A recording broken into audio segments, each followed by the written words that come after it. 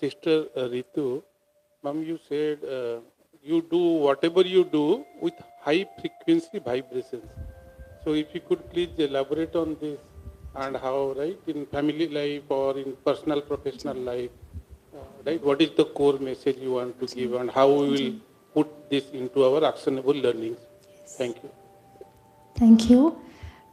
वैसे तो इस टॉपिक को फ्रीक्वेंसीज़ के बारे में हम कल भी जब मेडिटेशन सीखेंगे, इजी मेडिटेशन, उसमें भी we'll discuss in detail, but just to kind of answer that in short.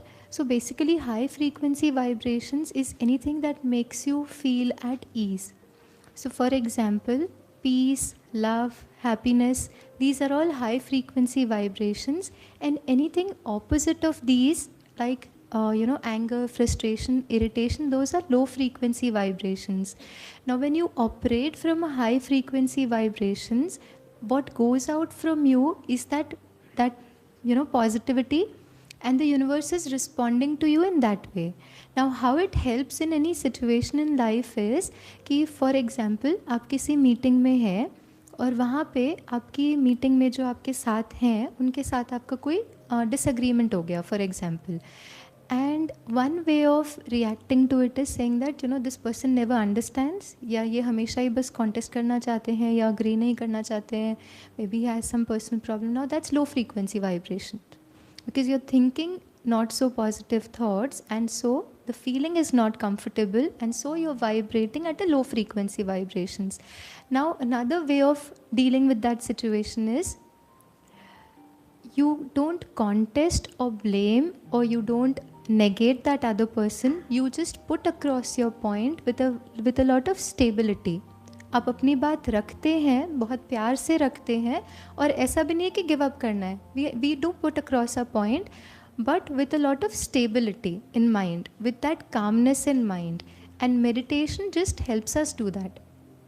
Meditation हर स्थिति में अपने मन की जो स्थिति, हर परिस्थिति में मन की स्थिति को स्थिर कैसे रखें, ये हमारे मन को ट्रेनिंग मिलती है मेडिटेशन से, जिसको हम कल और डेप्थ में सुनेंगे भी. लेकिन जो भी परिस्थिति हो ना, उसका आउटकम थोड़ा इम्प्रूव हो जाता है when we are vibrating at a right frequency. क्यों? बिकॉज मेरा मन शांत है. जैसे ही हम इरिटेटेड, एजिटेटेड होते हैं, डेफिनेटली जो इंटरेक्शन है उसमें कहीं ना कहीं हम, क्योंकि एजिटेटेड है, सामने वाला और ही रेजिस्टेंस वो वाली एनर्जी क्रिएट करता है. फिर हम जो बोल रहे हैं हो सकता है वो बहुत लॉजिकल हो, लेकिन सामने वाला उन्हें कई बार अप्रूव या अग्री नहीं करता है, जस्ट बिकॉज वो रेजिस्टेंस वाली एनर्जी आ गई. जैसे हमारी ब्लेम या एंगर वाली वाइब्रेशंस जाती हैं, सामने वाला बहुत नेचुरली रेजिस्टेंस वाली एनर्जी क्रिएट करता है. तो कोई भी परिस्थिति में जब हम राइट फ्रीक्वेंसी से ऑपरेट करते हैं, उसका आउटपुट जो है, अभी अगर सिचुएशन -5 पे है, चांसेस हो -3, -2, -1 पर, और हो सकता है when I practice this over a period of time and I constantly operate from a high frequency vibration, वो vibrations automatically मेरे करने से पहले ही, for example interaction happen at behavioral or physical level much later.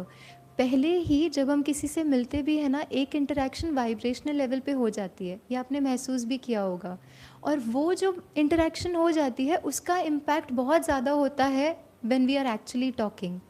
So that's what I mean by vibrating at high frequency and the impact that it has on our lives. So I hope that answers your